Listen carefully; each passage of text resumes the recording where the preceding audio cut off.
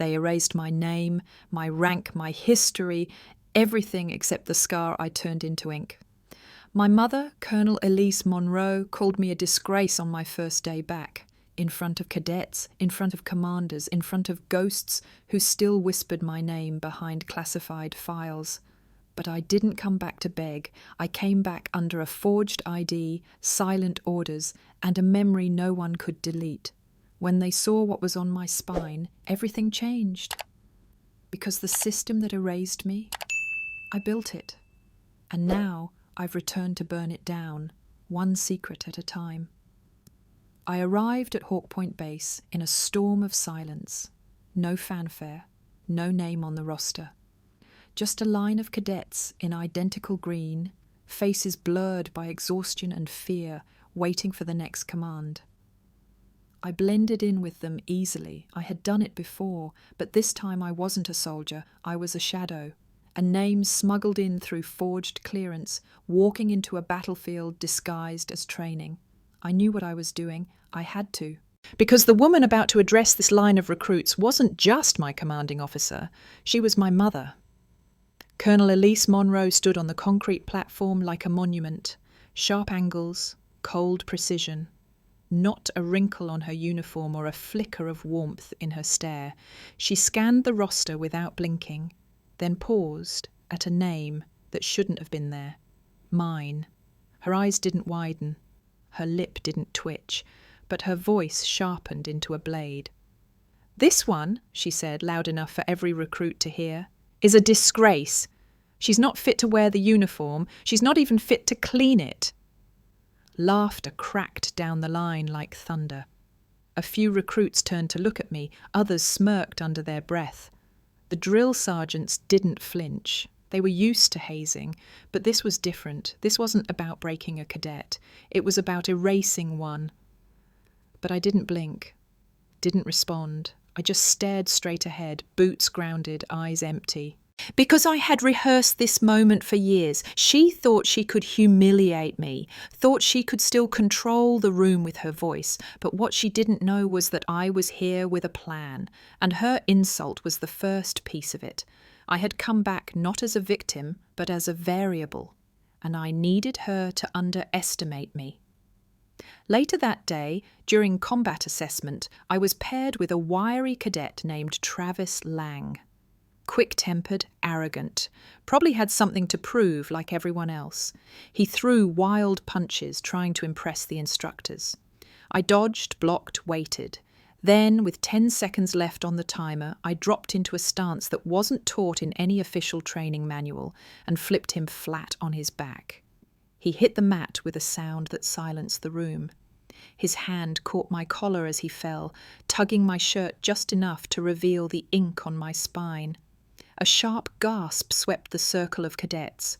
The room shifted. The tattoo, once dismissed as legend, was now exposed. A black raven clawed through a cracked obsidian shield. Ghost Raven. The name wasn't supposed to exist anymore. The unit had been disbanded, discredited, and wiped from the records years ago. Most believed it was ceremonial, a myth. But someone knew better. Commander Foster stepped out from behind the crowd. His clipboard fell. His eyes met mine and didn't blink. "Salute her," he said quietly. Every cadet froze. Then slowly, almost mechanically, hands rose across the field. Salutes, rigid and confused.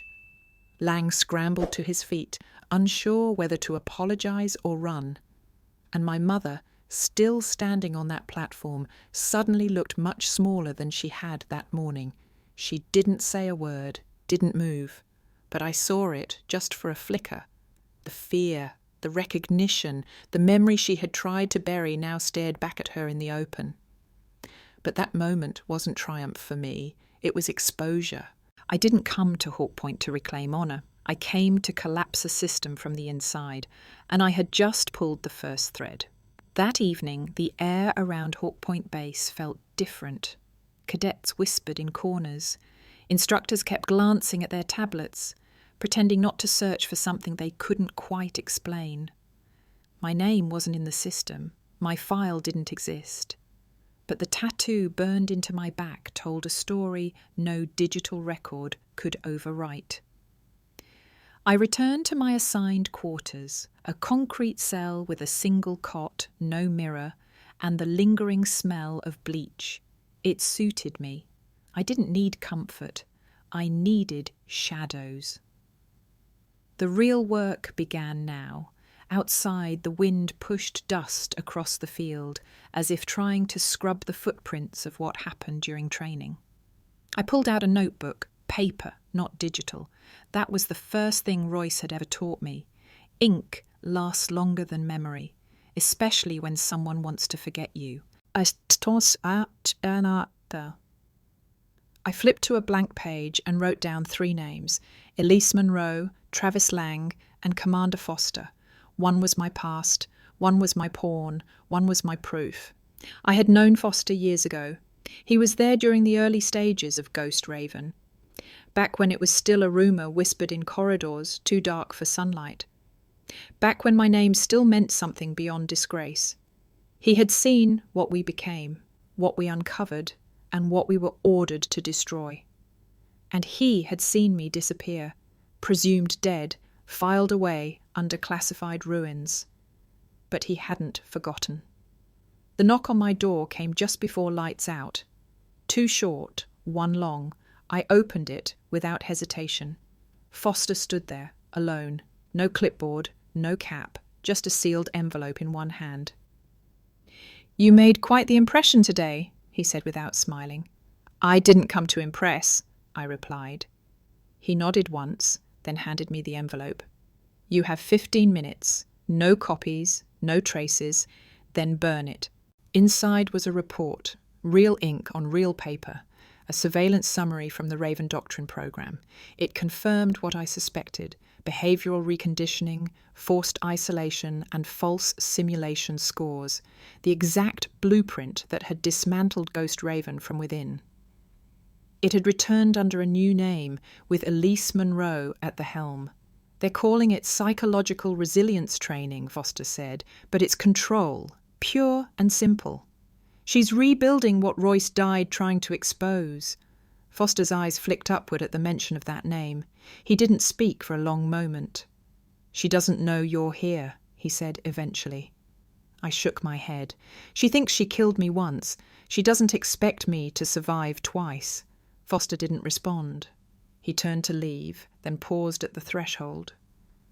"Be careful, Lena. You're not a ghost anymore. You're a spark, and sparks make people nervous." After he left, I read the file twice.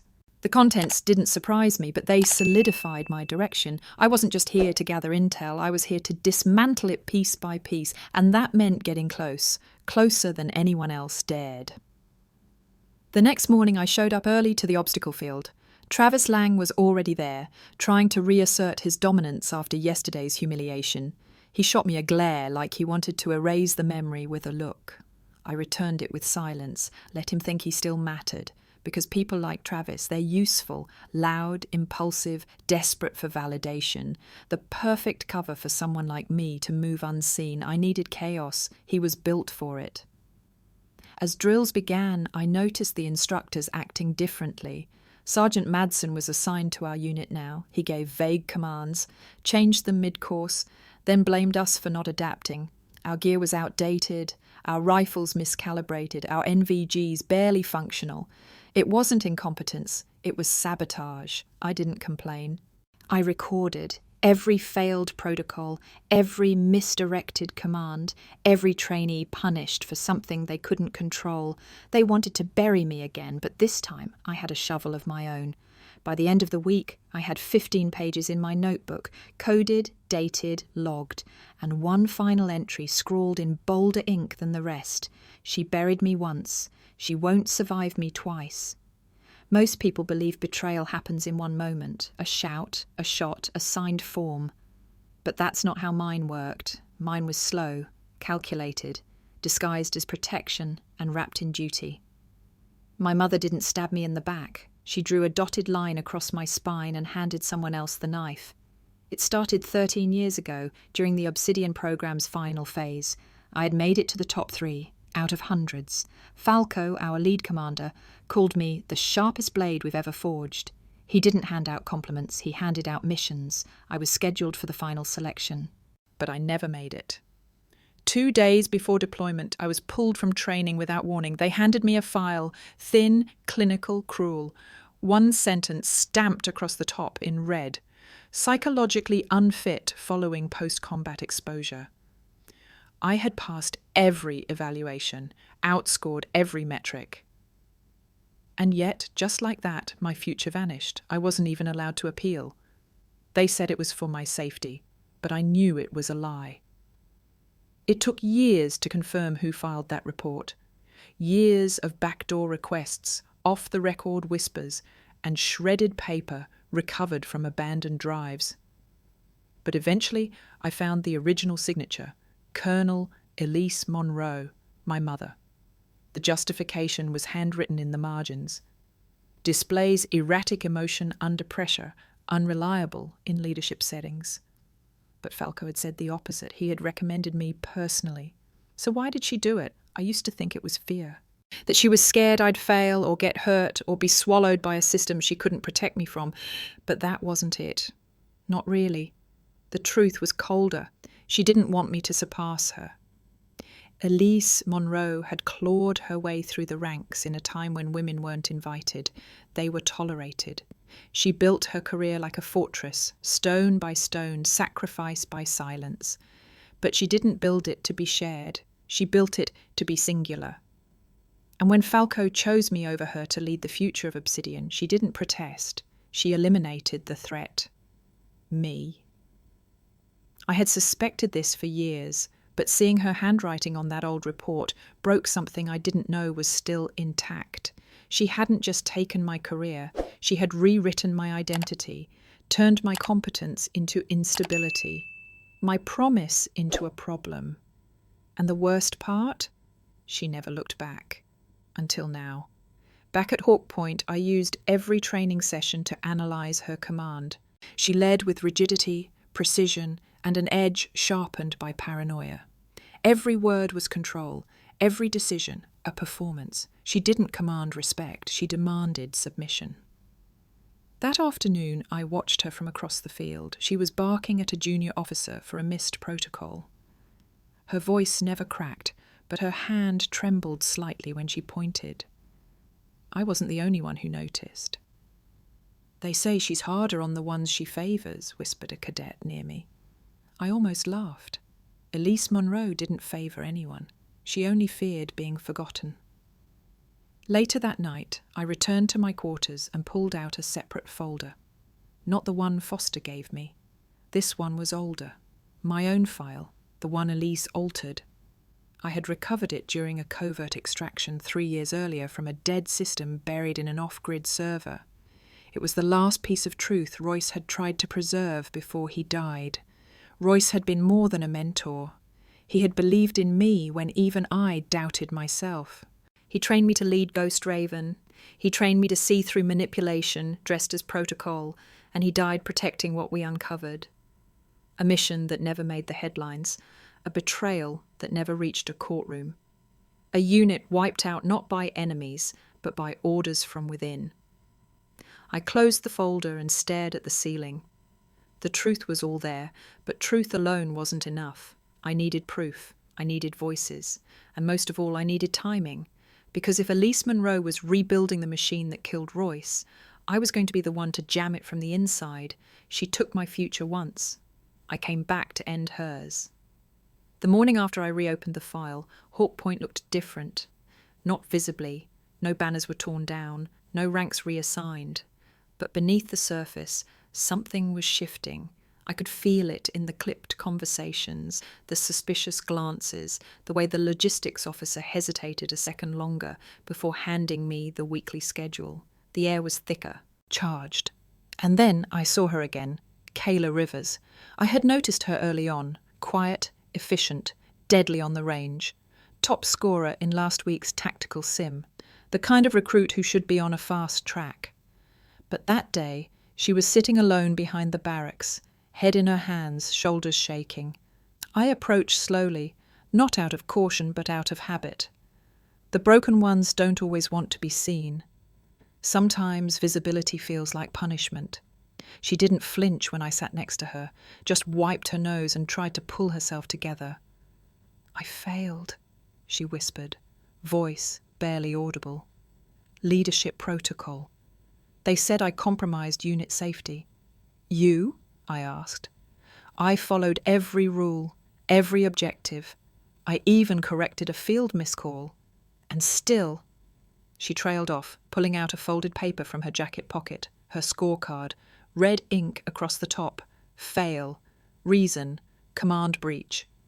My eyes scanned it quickly. Then I asked, "Did you question anything?" Her hands trembled. "Yes, last week during night ops, I saw Sergeant Levin altering a simulation log. He adjusted the comm delay to favour one of the guys, Jason Pike. I reported it, officially." "And 2 days later you failed." She nodded. There it was. Textbook retaliation. Dressed in procedure. Delivered with a smile. I pulled out my notebook and flipped to a fresh page. Ink to paper. Kayla's name, date, accusation, and my own signature at the bottom. I tore it out carefully, folded it once, and handed it to her. "If anyone questions you again," I said, "show them this." She stared at the page like it might bite her. "Why are you helping me?" "Because you're not the only one they tried to erase." Kayla left without another word. But that night she walked differently, her spine straighter, her silence less fragile. I saw Pike glance at her during drills, brows furrowed. I saw Sergeant Levin avoid her entirely, one spark, and the fuel was everywhere. The next day I filed a policy review request, minor on the surface, a recommendation to reassess inter-unit transfer metrics, but it was a smokescreen, a way to quietly identify recruits like Kayla, those dismissed for reasons that didn't match their records, those who dared ask questions. Foster intercepted me at lunch. He handed me a napkin, just that. On the back, 3 names and a note, "They're watching you, good." That night, I couldn't sleep. I sat at the edge of my bunk, staring at the wall, remembering the last mission Royce and I ever ran. We'd uncovered evidence that the original Ghost Raven program was being redirected, no longer surveillance but silencing, no longer intel gathering but internal cleanup. We tried to report it. He died for trying. And I disappeared. They buried the story, scrubbed the reports, issued commendations to the very men who signed the death order, one of them, Elise Monroe.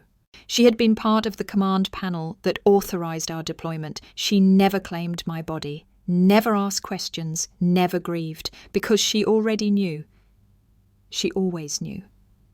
And now she was back, rebuilding a quieter version of the same system. Different label, same rot.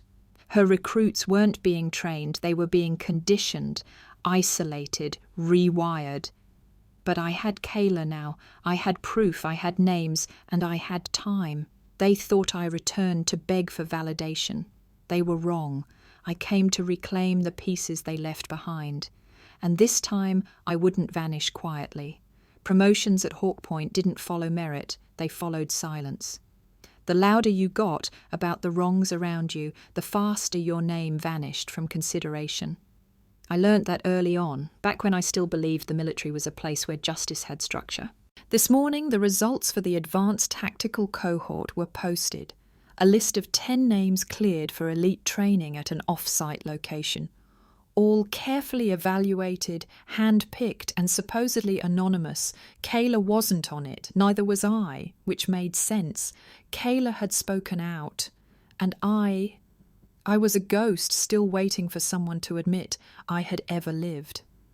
But then I saw it, my name. It was there, faint, on a printed list someone had left behind in the logistics room. A preliminary roster, likely an early draft before decisions were finalised. I was ranked number 3. Next to it, approved, tactical fit, emotional fortitude, exceptional. The official list outside said nothing. I was omitted. Again. I grabbed the paper and scanned for marks, looking for a stamp or approval code. Then I flipped it over, and that's when I saw it. A single word, scrawled in tight, firm handwriting. Denied. Underneath, psychologically unfit, return to sender. Signed, Colonel E. Monroe. It was the second time she'd done it. The same language, the same tactic, a surgical erasure of opportunity, a personal vendetta dressed as command. And I didn't know what hurt more, that she still had the authority to bury me, or that she used it without hesitation. Back in my quarters, I laid the new file next to the old one, the original from Obsidian's final phase, still marked in red. 13 years apart, same handwriting, same outcome. I wasn't emotionally unstable. I was inconvenient, and Elise Monroe didn't want inconvenient people near the top.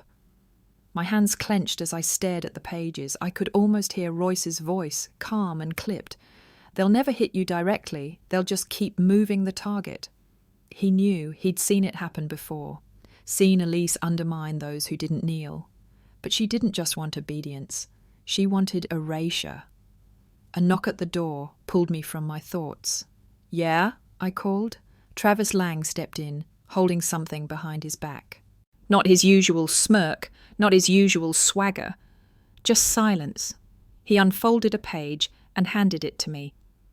"You weren't supposed to get this," he said, barely meeting my eyes. It was another roster. Internal command logs marked with clearance level 5.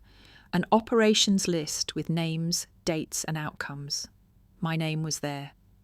Call sign, Wraith. Unit, Ghost Raven. Status, presumed KIA.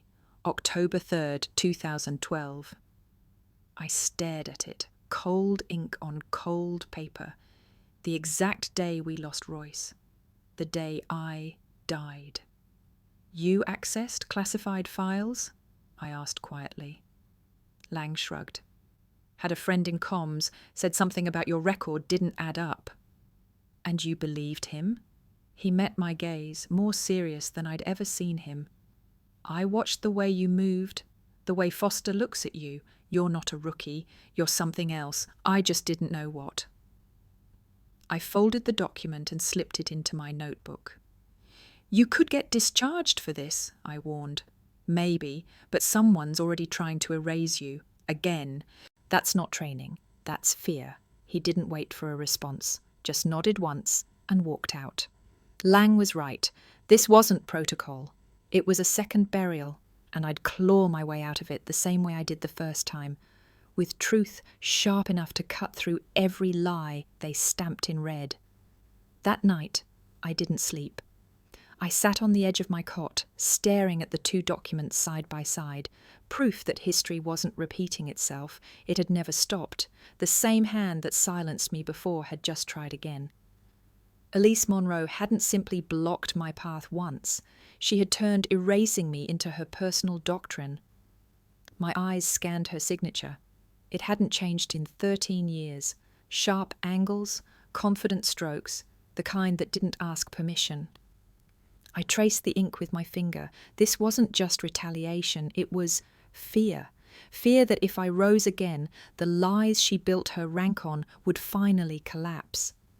She had built her legacy on suppression, not success. And I was the one piece she couldn't control.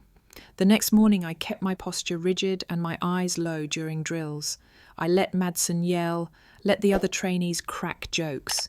Lang kept his distance but didn't join in anymore. Kayla shot me a glance once, just a flicker of connection, unspoken but understood. We were both walking caution tape now. During lunch, a folded note slid under my tray. No name, just a message written in pencil. "Policy won't save you, neither will ghosts." It was a warning, or a threat. Maybe both. I burned it in the bathroom sink and flushed the ashes, but I kept the scent in my memory. Someone knew what I was doing, and they wanted me to stop. I wouldn't. I spent that evening rereading Royce's final report, the one he sent to Foster hours before the explosion that killed him. It had been redacted, of course, but with time I'd managed to restore fragments. One paragraph stuck with me. "Do not trust Monroe with independent command." She has begun to redirect protocols. She believes loyalty equals silence. Ghost Raven was built for truth. She wants to weaponize it. That report was never seen by the board. Foster had hidden it. He'd protected me. But it hadn't stopped her. If anything, it made her more dangerous. Now she had learned. Now she used paperwork like bullets, quiet, deadly, traceable, only by those already marked. That night, as I walked across the base toward the older supply wing, I noticed a faint light flickering in a distant corner. A figure crouched behind a crate, boots off, arms wrapped around knees. I knew the posture, not from weakness, from habit, from training. I approached slowly. "Megan," I said. She didn't flinch. "I passed that simulation," she whispered. "I know I did. They changed the result." I nodded. "They did the same to Kayla." "Why?" "Because you saw something, because you asked something, or maybe because they needed to remind you who's in charge." She looked up. "And you?" I sat beside her. "They buried me once. Now they're trying again." Megan reached into her coat and pulled out her scorecard. The red ink was still fresh. "They said I gave a command that endangered my unit," she said. "But I didn't. I followed every rule." I took the card and folded it neatly, then slipped it into my notebook. "You're not crazy," I said. "You're a threat." "To who?" "To the people who built this place on silence." She didn't cry. She didn't thank me. She just nodded once. And in that moment I knew I had another name for the list, another voice they tried to silence, another match for the fire I was building. Back in my quarters, I wrote a new entry in my notebook, Megan's story, time-stamped and verified. Then I added a single line in bold, centered across the page. "If they try to bury me again, I won't be the only one they dig up." Some revolutions don't begin with gunfire. They start in whispers, in misfiled reports, in silences that last just 1 second too long. Mine began with a folded page left under a cot. It happened 3 days after my conversation with Megan. The sky was dark, wind pressing against the metal siding of the barracks like a hand trying to get in. I was returning from logistics review when I noticed it. Something jammed between the slats of my bed frame. A page, folded twice, creased in a way that told me it had been carried, debated over, maybe even feared. I unfolded it slowly, black ink, low-quality printout, no stamps, no headers, but I recognized it instantly. It was a backup copy of a classified file from Ghost Raven's final operation, an internal log from the day I died. My name, Wraith. Status, presumed KIA. Location, secure sector, northern range, classified coordinates. Notes, last seen dragging Royce through active fire, no body recovered, mission deemed successful. Subject terminated by indirect strike. But something else was there, something new. A note handwritten across the bottom, memorial denied. No family claim. No family claim. They hadn't even asked her, or maybe they had. And she said nothing. I stared at the page for a long time. I'd expected this level of betrayal once, but twice? Someone wanted me erased so thoroughly that they declared me dead, then sealed the coffin with silence. I looked at the edge of the paper. A crease still fresh. Whoever had given this to me had done it recently, carefully, deliberately. A knock at the door came less than a minute later, just one this time. I opened it. Travis Lang stood there, arms crossed, no grin. "You read it?" he asked. "I did. I wasn't sure if I should bring it. You've got a target on your back already." "And now you do too." He gave a half shrug. "Better a target than a blindfold."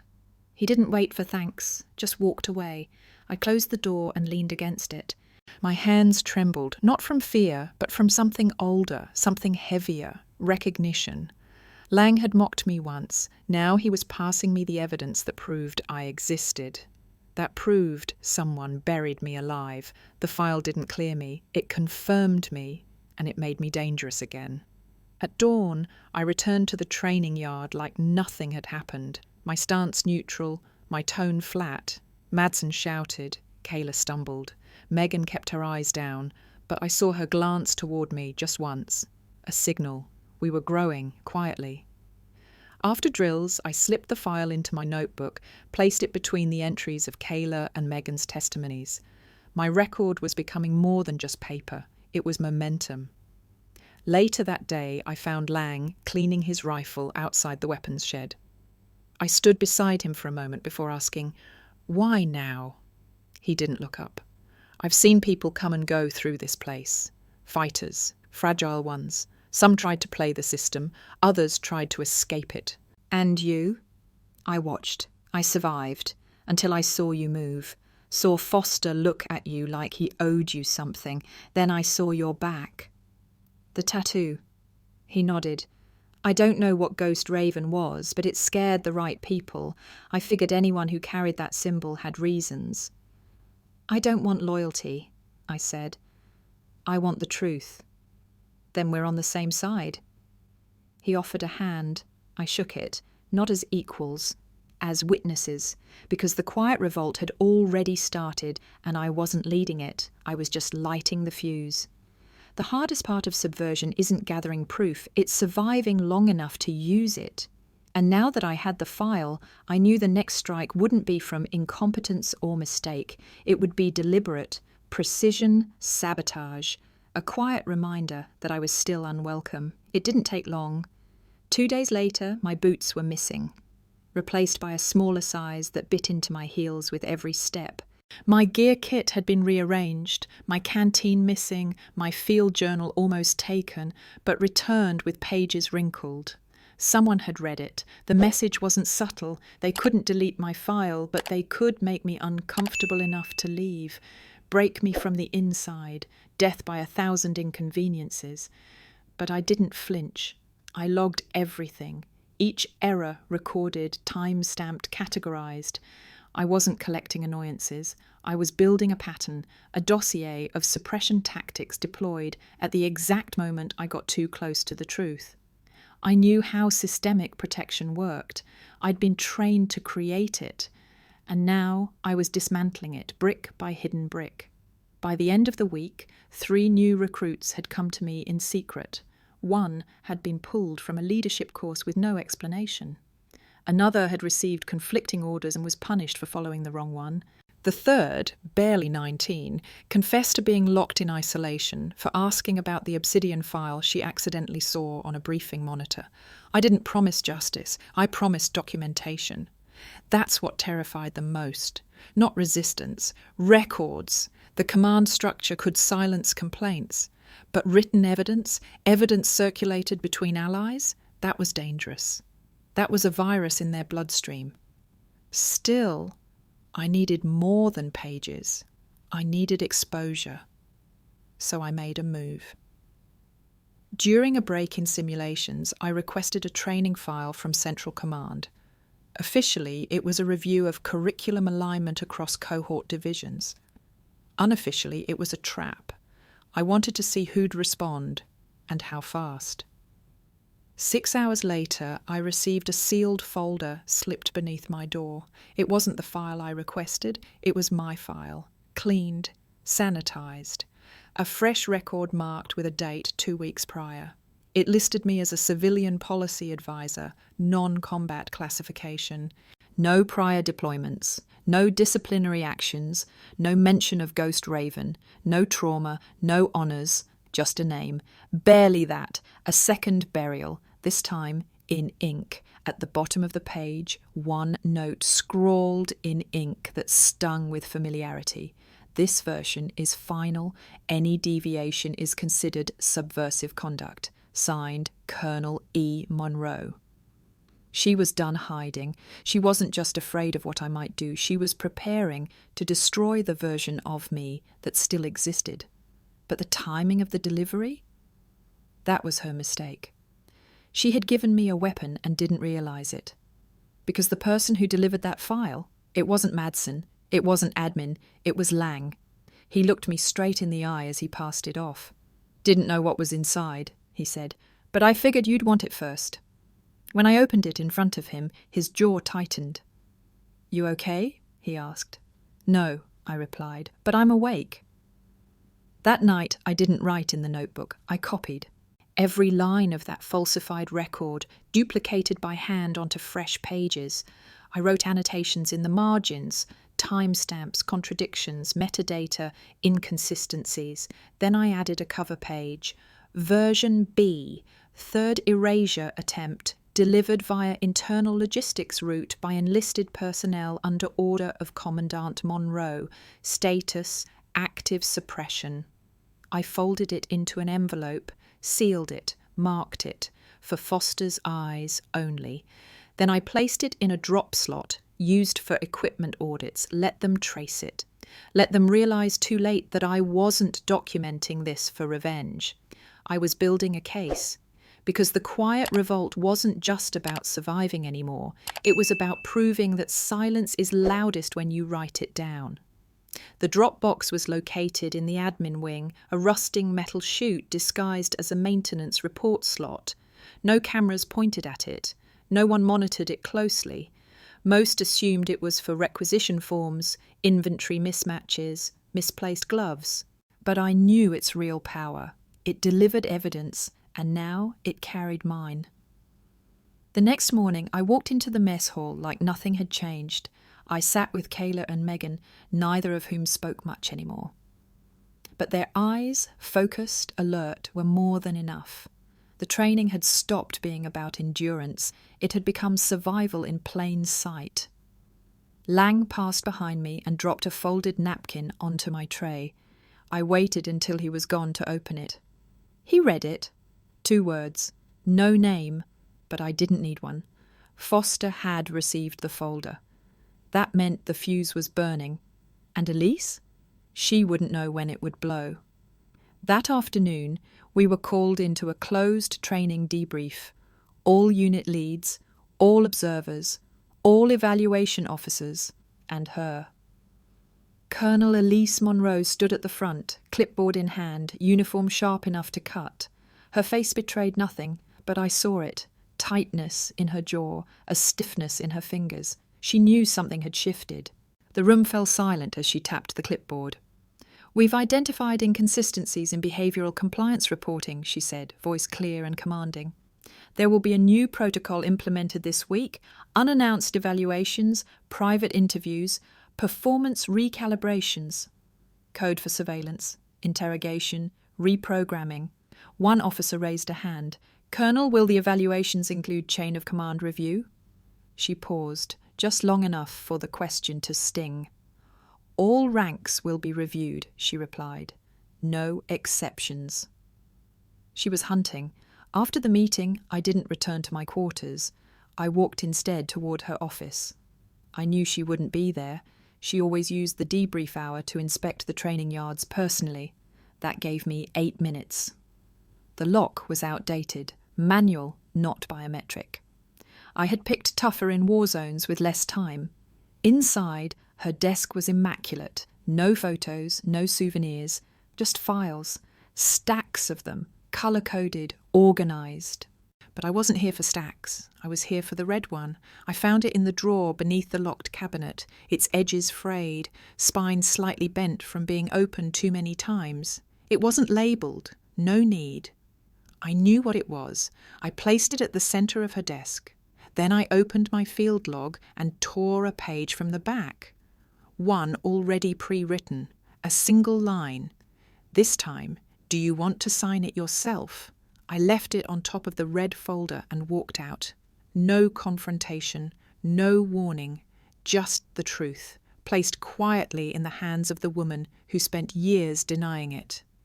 That night I slept, not peacefully, but deeply, and the next morning the entire command tier was buzzing, whispers, glances, the scent of nerves barely masked by protocol.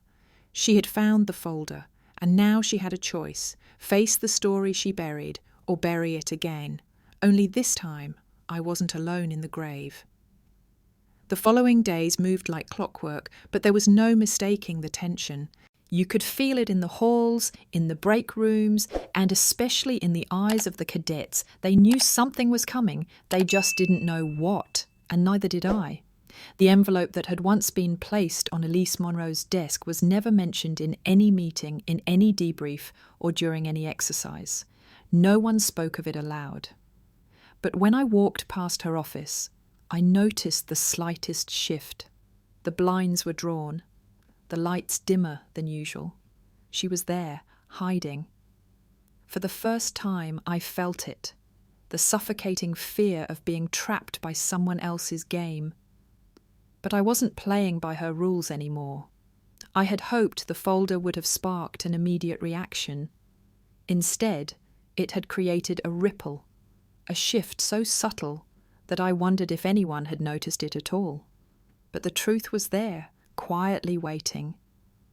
The evidence was no longer just in my hands. It was in the air, in the conversations half heard in passing, in the weight behind Foster's eyes whenever he passed me. It was in the fact that I wasn't alone. That was my leverage, and it made me patient. One morning after drills, Kayla approached me again. This time, her posture was different. She stood taller. Her eyes were sharp. It was the way soldiers carry themselves when they've finally found the courage to be what they were trained to be. "They've changed my score," she said, voice steady, but with a weight behind it. I waited for her to continue. She wasn't finished. "They said I interfered with a senior officer's decision in the last exercise, said I violated protocol, but I didn't. I followed the rules. I did everything right." I didn't say anything at first, just watched her, knowing what I had to do. "The difference between following orders and following integrity is simple, Kayla," I said quietly. "Orders will bend. Integrity won't." She nodded once, a small movement. But it was enough. She understood. We were no longer just soldiers. We were the resistance. I left her to walk back to my quarters, but something felt different. The hallways seemed narrower, the conversations louder, and the whispers more insistent. People were waking up. They just didn't realize how loud they had become. At night, the logbook went into overdrive. I couldn't stop writing. I wrote about the file, about what it represented, about every small and large injustice I had uncovered in this system. My pen scrawled as fast as my mind could race. I wrote about the training module that manipulated behavior. I wrote about the new recruits being turned into pawns, stripped of their identities and their dreams. And I wrote about Elise Monroe, my mother, who had tried to erase me. Each page was a declaration of war. Each sentence was a blow to the foundation she had so carefully constructed. But it wasn't enough, not yet. The following evening, after a series of tactical drills, I was summoned to the command office. Elise's voice echoed over the intercom. The sound sent a ripple of dread through my chest. I had been waiting for this, waiting for her to make her move. And I couldn't ignore the fact that this was the moment everything had been building toward. I walked into her office.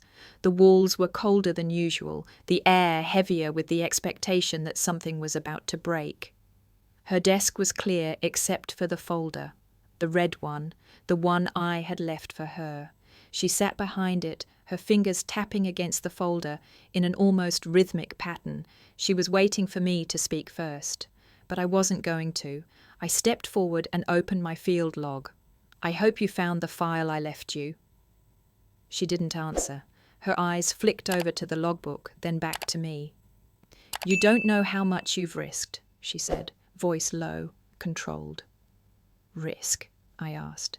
"This isn't a risk. It's a fact. You can't erase history, Elise. You can only bury it until it's ready to crawl out again." Her face twitched. For a brief second, I saw the cracks in her armor, the signs of fear that she had kept hidden for years.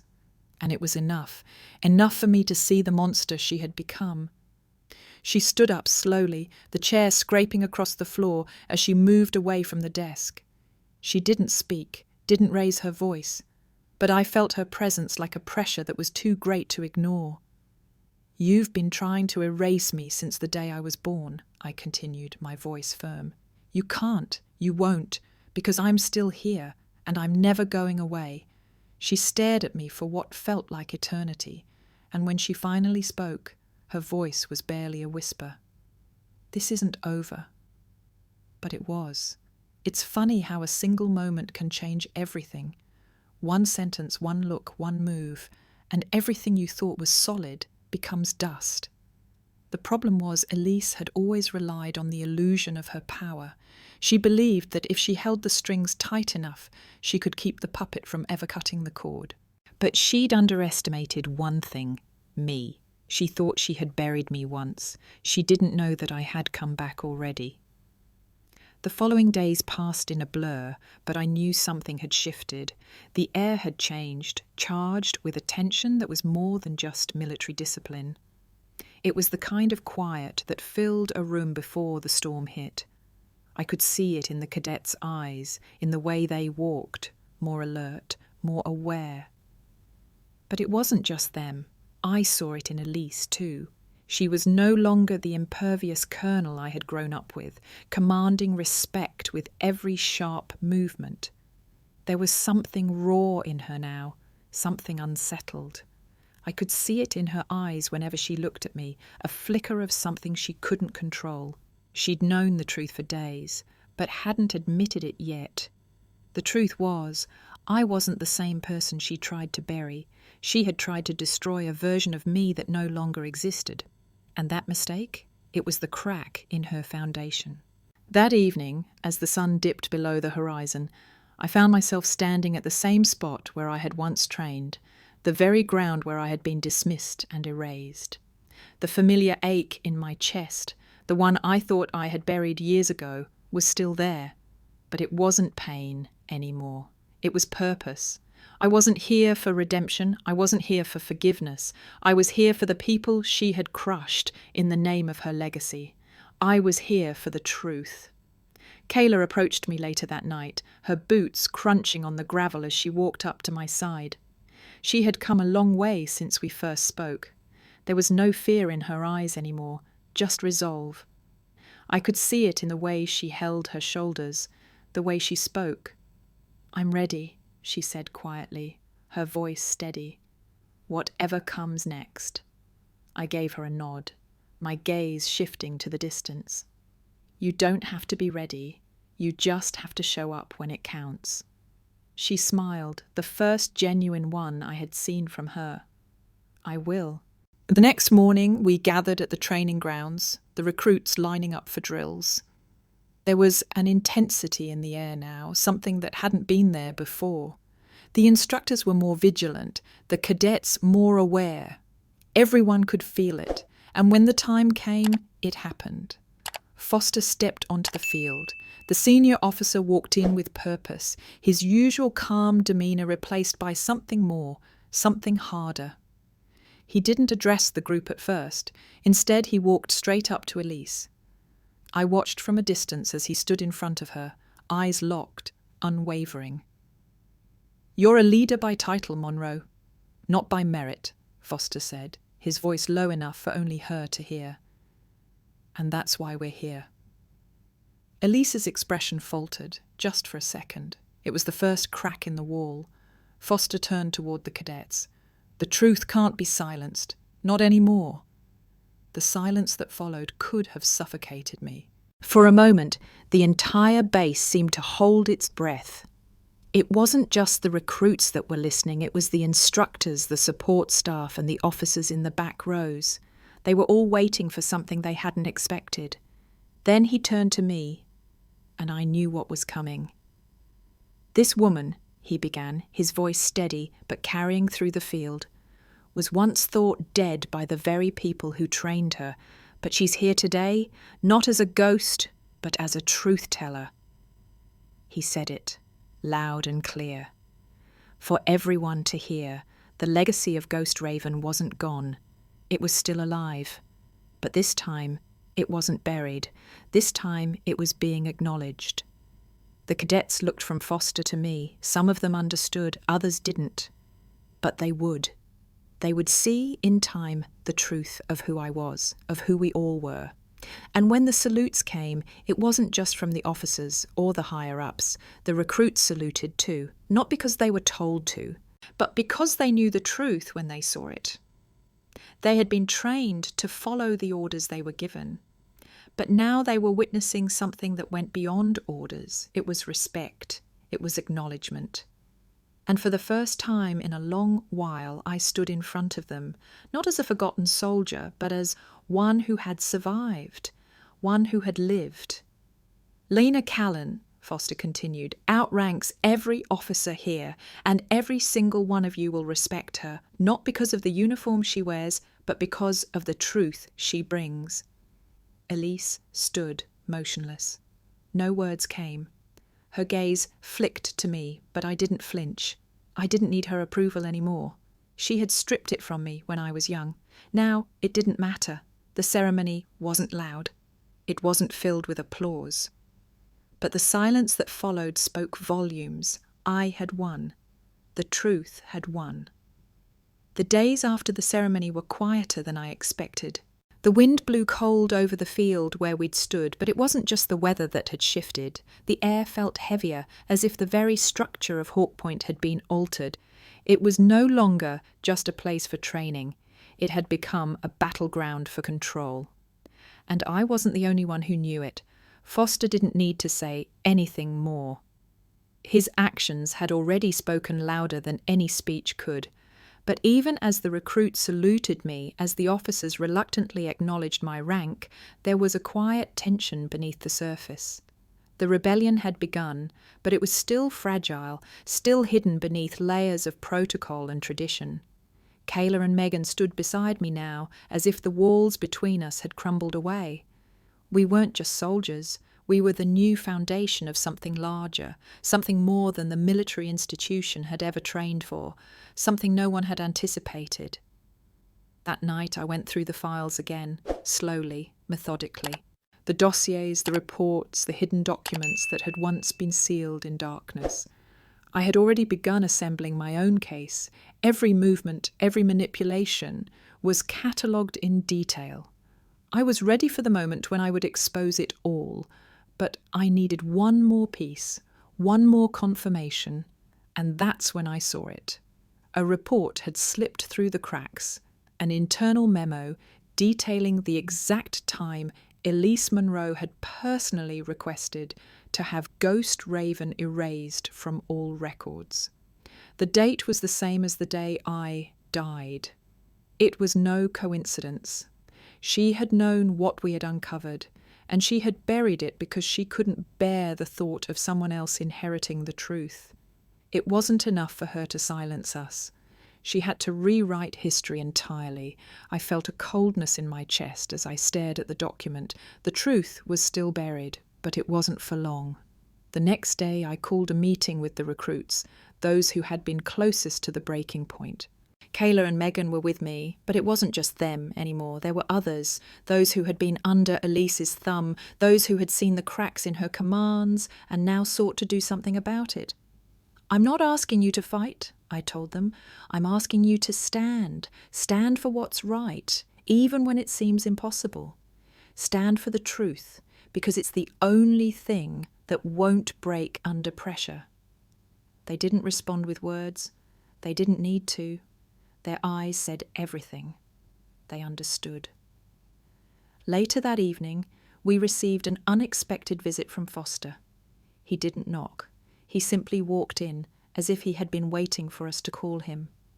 The door closed behind him with a soft click. "You're not done yet," he said quietly. "I'm not finished until I expose the whole system," I replied, my voice steady. "I know," Foster nodded, "but you'll need more than your own words. You need the support of every officer here. You'll need those who have nothing left to lose." And he handed me a small folder, thicker than the others. Inside were names of officers who had once been loyal to Elise, but had slowly come to realize the truth. The list wasn't long, but it didn't need to be. It was all we had. "They'll come around," Foster said. "But it won't be easy. They'll be watching. The moment they see you falter, they'll take everything back. You need to be ready." I've been ready for years, I said, closing the folder with a sense of finality. Foster gave me a long look, then nodded. Then let's finish this. As he left, I felt the weight of what we were about to do. It wasn't just a rebellion, it was a reckoning. It wasn't just about my survival anymore. It was about the survival of every recruit who had ever been silenced, erased, or dismissed because they didn't fit the narrative. Kayla, Megan, and I spent the next few days preparing. The recruits were already on edge. The whispers were getting louder. We weren't just challenging the system. We were unmasking it. I spent my nights documenting everything, every name, every face, every piece of evidence that would dismantle what Elise had built. It wasn't about revenge. It was about correction. It was about exposing the truth before it swallowed us all. Finally, the day came.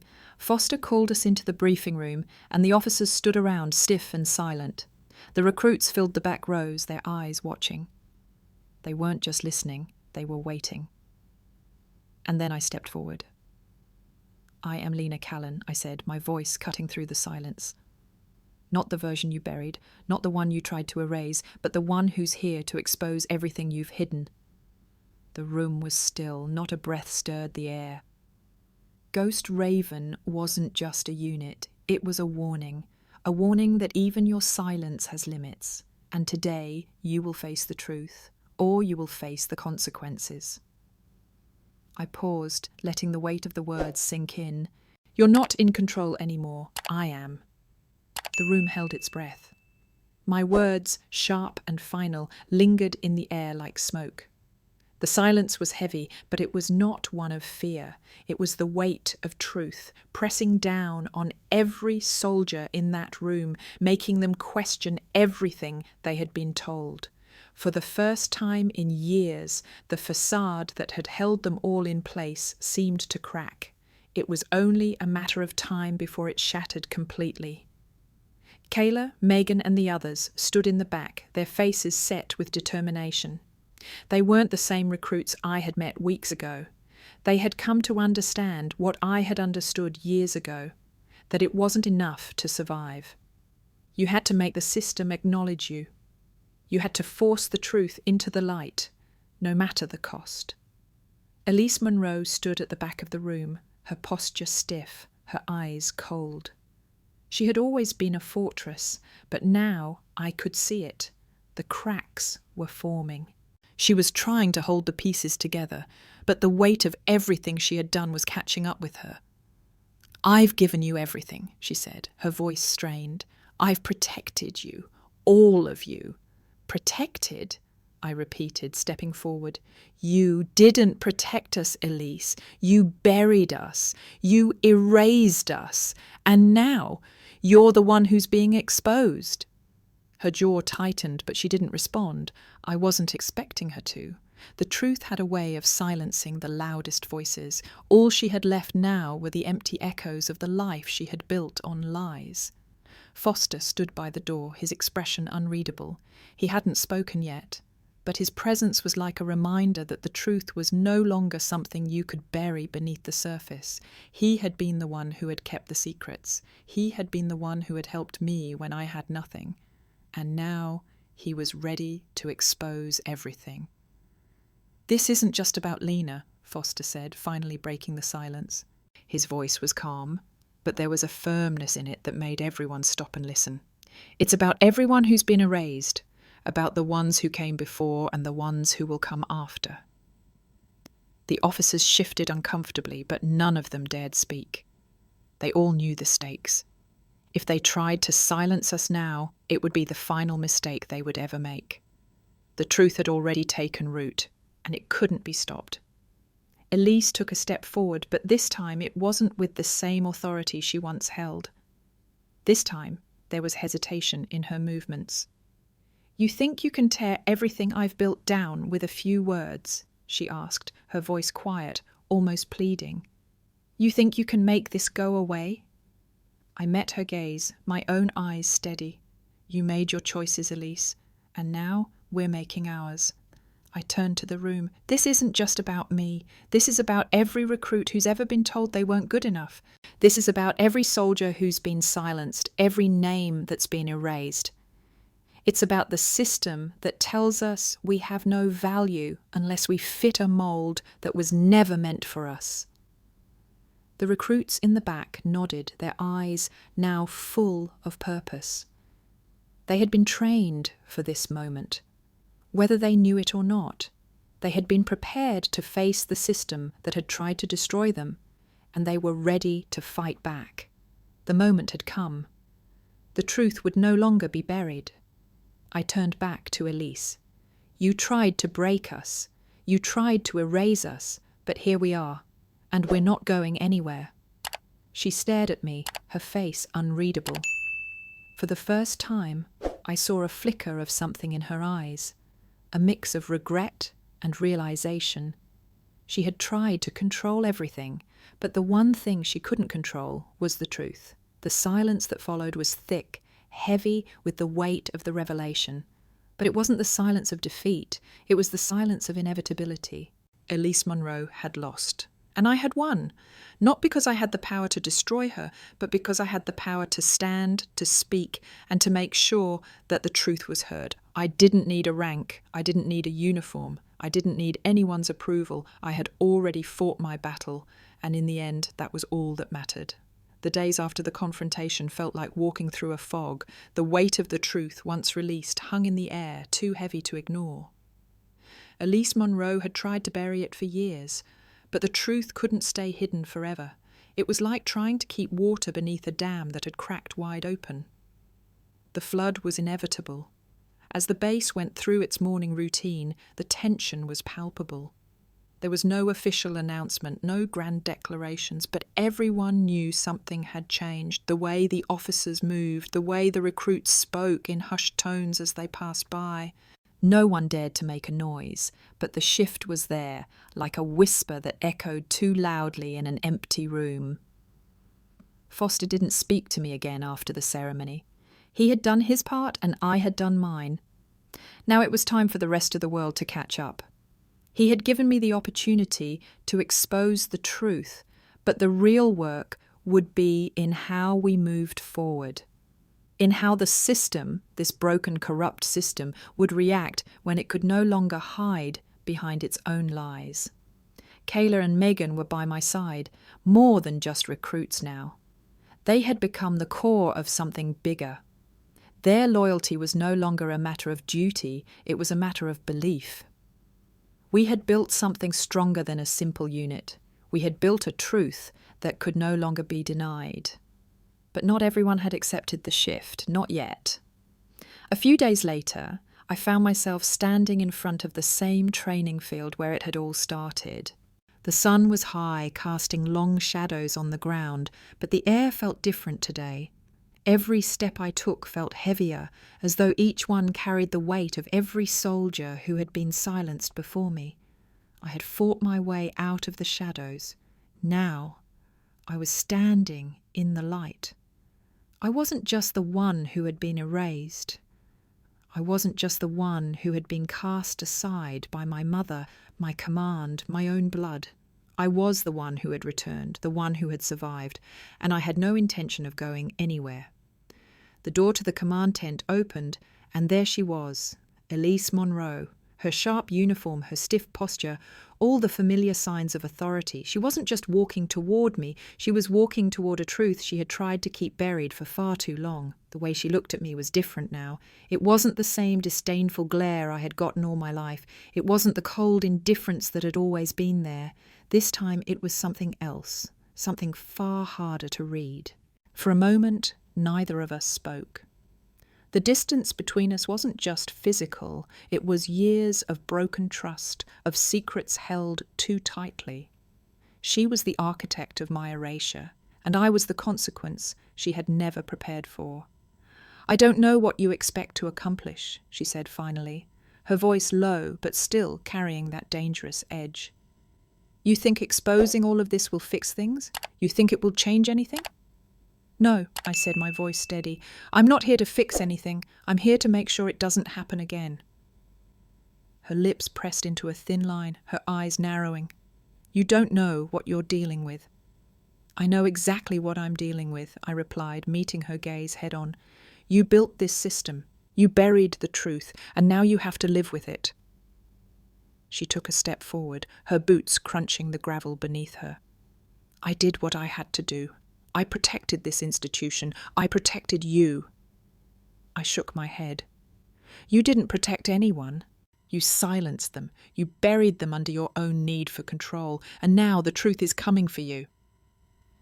The silence between us was charged, filled with the weight of years of betrayal. Neither of us moved. Neither of us spoke. The others stood at attention, but I could feel their eyes on us.